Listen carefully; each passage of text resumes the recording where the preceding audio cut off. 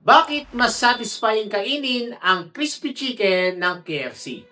Kasi kung tutuusin, fried chicken lang naman siya. May fried chicken din naman ng ibang fast food. Pero bakit kapag sobrang crunchy ng balat, parang mas exciting kainin? At ito pa yung nakakatuwa. Minsan, unang kagat pa lang, parang fulfilled ka na agad. Napapansin mo rin ba yun? Yung tunog pa lang nung crunch, parang mas sumasarap yung pagkain. Hindi basta coincidence yun. Malaki talaga yung epekto ng texture sa mga pagkain.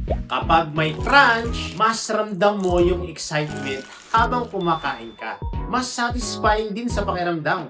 At aminin man natin o hindi, iba talaga yung dating kapag crispy yung chicken. Di ba nga, may mga moments pa na kahit busog ka na, gusto mo pang humulit.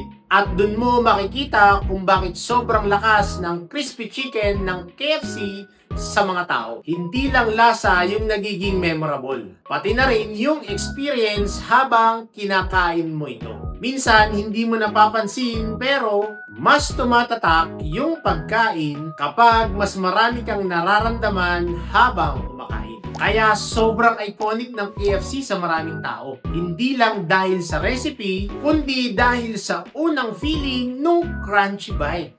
Ikaw, anong pagkain yung unang kagat pa lang parang sulit na agad? Please type sa comment section kung ano yon. And if you want more videos like this, please follow for more.